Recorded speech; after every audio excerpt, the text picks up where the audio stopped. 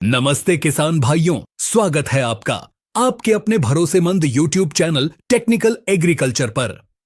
आज का वीडियो हमारे किसान भाइयों के लिए बहुत ही ज्यादा महत्वपूर्ण होने वाला है, क्योंकि आज हम बात करने वाले हैं उस बीमारी के बारे में जिसने इतिहास में कई बार किसानों की पूरी मेहनत पर पानी फेरा है।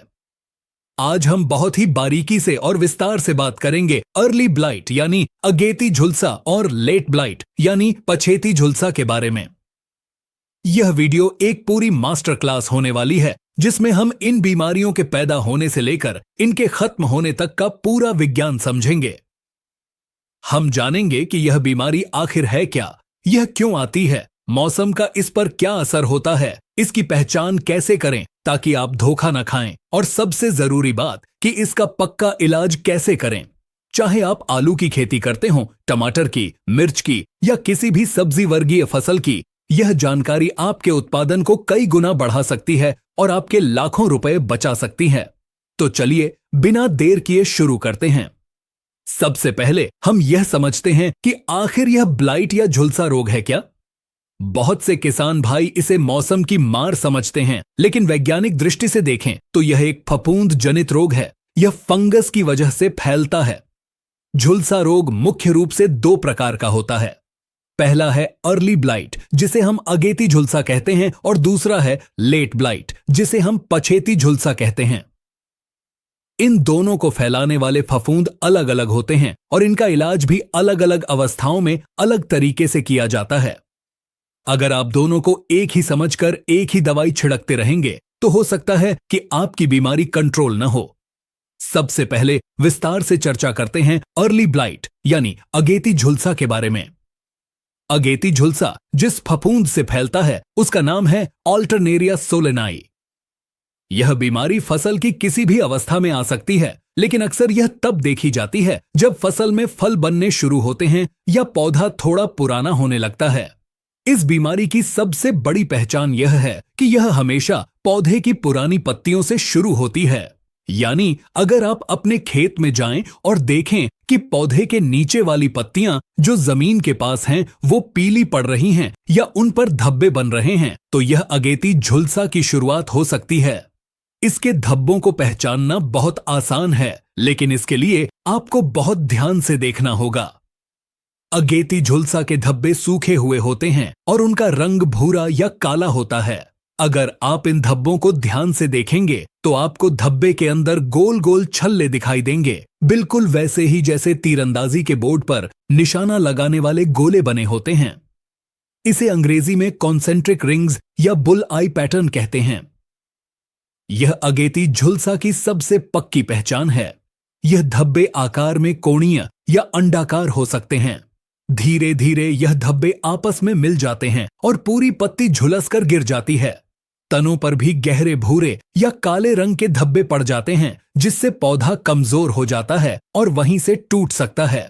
अगर यह बीमारी टमाटर या आलू के फलों पर आती है तो फलों पर धंसे हुए काले धब्बे बन जाते हैं और फल सड़ने लगता है। अब बात करते हैं कि अगेती झुलसा के लिए कौन सा मौसम जिम्मेदार होता है। यह बीमारी गर्म और नमी वाले मौसम में सबसे ज्यादा फैलती है। अगर तापमान 24 डिग्री सेल्सियस से लेकर 29 डिग्री सेल्सियस के बीच है और हवा में नमी ज्यादा है तो यह फंगस बहुत तेजी से बढ़ता है। मान लीजिए कि दिन में धूप निकली है लेकिन उमस बहुत ज्यादा है, या फिर बीच बीच में हल्की बारिश हो रही है और फिर धूप निकल रही है, तो ऐसी स्थिति अगेती झुलसा के लिए स्वर्ग समान होती है। कमजोर पौधों पर यह बीमारी सबसे पहले हमला करती है। इसीलिए अगर आपके खेत में खाद की कमी है या पौधों में ताकत नहीं है तो यह बीमारी जल्दी आएगी। अब हम आगे बढ़ते हैं और बात करते हैं दूसरी और सबसे खतरनाक बीमारी की, जिसे हम लेट ब्लाइट या पछेती झुलसा कहते हैं। किसान भाइयों, यह वही बीमारी है जिसकी वजह से 19वीं सदी में आयरलैंड में अकाल पड़ गया था और लाखों लोग भूख से मर गए थे। इसे फाइटोफ्थोरा इन्फेस्टेंस नाम का फफूंद फैलाता है। यह बीमारी अगेती झुलसा से कहीं ज्यादा खतरनाक है, क्योंकि यह बहुत तेजी से फैलती है। अगर मौसम इसके अनुकूल हो तो यह मात्र 2 से 3 दिनों के अंदर पूरे के पूरे हरे भरे खेत को श्मशान बना सकती है। पछेती झुलसा की पहचान अगेती झुलसा से बिल्कुल अलग है। सबसे पहला अंतर यह है कि यह बीमारी पौधे के किसी भी हिस्से से शुरू हो सकती है, लेकिन अक्सर यह ऊपरी पत्तियों या नई कोपलों पर पहले दिखाई देती है। इसके धब्बे अगेती झुलसा की तरह सूखे हुए नहीं होते, बल्कि यह पानी से भरे हुए यानी वाटर सोक्ड धब्बे होते हैं। शुरुआत में यह धब्बे हल्के हरे रंग के होते हैं, जो बाद में गहरे भूरे या काले हो जाते हैं। ऐसा लगता है जैसे किसी ने पत्तियों को गर्म पानी में उबाल दिया हो या पाला मार गया हो। पछेती झुलसा की सबसे बड़ी पहचान यह है कि अगर आप सुबह के समय जब खेत में ओस गिरी हो, संक्रमित पत्ती को पलट कर देखेंगे तो आपको धब्बों के ठीक नीचे सफेद रंग की रुई जैसी फफूंद दिखाई देगी। यह सफेद पाउडर जैसा जमाव पछेती झुलसा का सबसे बड़ा सबूत है। इस बीमारी में खेत से सड़े हुए मांस या मछली जैसी अजीब सी दुर्गंध आने लगती है। यह बीमारी हवा के जरिए बहुत तेजी से एक पौधे से दूसरे पौधे और एक खेत से दूसरे खेत तक फैलती है। पछेती झुलसा के लिए ठंडा और गीला मौसम जिम्मेदार होता है। जब तापमान 10 डिग्री सेल्सियस से लेकर 20 डिग्री सेल्सियस के बीच हो और हवा में नमी 90% से ज्यादा हो तो यह बीमारी भयानक रूप ले लेती है। अगर लगातार 2-3 दिन तक बादल छाए रहें, रिमझिम बारिश हो रही हो, कोहरा छाया हो और सूरज न निकले तो आप समझ जाइए कि पछेती झुलसा का हमला होने वाला है। ऐसी स्थिति में आपको बहुत ज्यादा सतर्क रहने की जरूरत है। अब सवाल यह आता है कि इन बीमारियों को कंट्रोल कैसे करें। टेक्निकल एग्रीकल्चर आपको सलाह देता है कि इलाज से बेहतर बचाव है। सबसे पहले हम बात करेंगे कि बीमारी आने से पहले ही हम क्या सावधानियां बरतें। सबसे पहला काम है फसल चक्र अपनाना। एक ही खेत में साल दर साल एक ही जैसी फसलें जैसे आलू, टमाटर या बैंगन न लगाएं। कम से कम 2 से 3 साल का अंतर रखें। दूसरी बात, खेत की सफाई बहुत जरूरी है। पिछली फसल के अवशेषों को खेत में न छोड़े, क्योंकि यह फंगस इन्हीं अवशेषों में जिंदा रहता है और अगली फसल पर हमला कर देता है। उन्हें इकट्ठा करके जला दें या खेत से दूर गड्ढे में दबा दें। तीसरी बात, बीज उपचार जरूर करें। आलू के कंधों को या बीजों को बोने से पहले फफूंदनाशक दवाओं से उपचारित जरूर करें। इसके लिए आप मैनकोजेब का इस्तेमाल कर सकते हैं। चौथी बात, पौधों के बीच की दूरी सही रखें। अगर पौधे बहुत पास पास होंगे तो हवा आर पार नहीं जा पाएगी और नमी बनी रहेगी, जिससे बीमारी फैलने का खतरा बढ़ जाता है। सिंचाई के लिए फव्वारा विधि का प्रयोग बीमारी आने पर बंद कर दें, क्योंकि गीली पत्तियों पर बीमारी जल्दी लगती है। अब हम आते हैं सबसे मुख्य भाग पर, जो है रासायनिक नियंत्रण। अगर बीमारी आ जाए या मौसम खराब हो तो कौन सी दवा का छिड़काव करें? हम इसे 3 चरणों में समझेंगे। पहला चरण है सुरक्षात्मक छिड़काव, यानी जब बीमारी अभी खेत में नहीं दिखी है लेकिन मौसम खराब हो रहा है, बादल छाए हैं या कोहरा पड़ रहा है। ऐसे समय में हमें कॉन्टैक्ट फंगिसाइड का इस्तेमाल करना चाहिए, जो पौधे के ऊपर एक सुरक्षा कवच बना दे। इसके लिए आप मैनकोजेब 75% WP का इस्तेमाल कर सकते हैं। इसकी मात्रा आपको रखनी है 2.5 ग्राम प्रति लीटर पानी, यानी अगर आप 15 लीटर की टंकी इस्तेमाल कर रहे हैं तो उसमें लगभग 37 से 40 ग्राम दवा मिलाएं। इसके अलावा आप क्लोरोथेलोनील का भी इस्तेमाल कर सकते हैं। यह भी बहुत अच्छा सुरक्षात्मक फफूंदनाशक है। इसे भी आप 2 ग्राम प्रति लीटर पानी के हिसाब से छिड़क सकते हैं। प्रोपिनेब 70% WP, जो कि एंट्राकोल के नाम से मशहूर है, इसका भी छिड़काव 2 से 3 ग्राम प्रति लीटर पानी के हिसाब से किया जा सकता है। यह छिड़काव बीमारी को आने से रोकेंगे। दूसरा चरण है जब बीमारी की शुरुआती लक्षण दिखने लगें। अगर आपको खेत में कहीं कहीं धब्बे दिखने लगे हैं तो अब केवल कॉन्टैक्ट फंगिसाइड से काम नहीं चलेगा।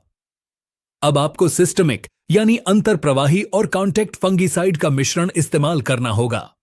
सिस्टमिक दवा पौधे के सिस्टम में घुसकर अंदर छिपे फंगस को मारती है। इसके लिए सबसे बेहतरीन कॉम्बिनेशन है मेटालेक्सिल 8% और मैनकोजेब 64%। यह बाजार में रिडोमिल गोल्ड, मास्टर या क्रिलेक्सिल जैसे नामों से मिलता है। इसकी मात्रा आपको रखनी है 2 से 2.5 ग्राम प्रति लीटर पानी, यानी 1 एकड़ में आपको लगभग 500 ग्राम दवा की जरूरत पड़ेगी।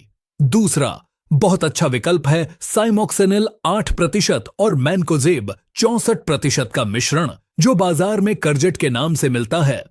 यह दवा बीमारी को तुरंत वहीं रोक देती है और फंगस के स्पोर्स को खत्म कर देती है। इसकी मात्रा भी आपको 2 से 3 ग्राम प्रति लीटर पानी रखनी है। तीसरा चरण है गंभीर संक्रमण। अगर बीमारी बहुत ज्यादा फैल गई है, खास तौर पर पछेती झुलसा ने विकराल रूप ले लिया है और सामान्य दवाओं से कंट्रोल नहीं हो रहा है, तो हमें नई जनरेशन के ताकतवर रसायनों का इस्तेमाल करना होगा। यहां पर टेक्निकल एग्रीकल्चर आपको कुछ बहुत ही एडवांस मॉलिक्यूल के बारे में बता रहा है। पहला रसायन है डायमेथोमोर्फ 50% WP। यह एग्रोबैट नाम से बाजार में आता है। यह फंगस की कोशिका भित्ति को तोड़ देता है।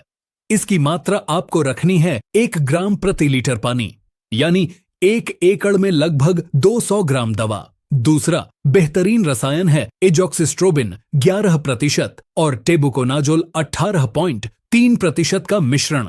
यह कस्टोडिया नाम से आता है। यह एक ब्रॉड स्पेक्ट्रम फंगिसाइड है जो अगेती और पछेती दोनों पर अच्छा काम करता है। इसकी मात्रा आपको रखनी है 1 मिलीलीटर प्रति लीटर पानी।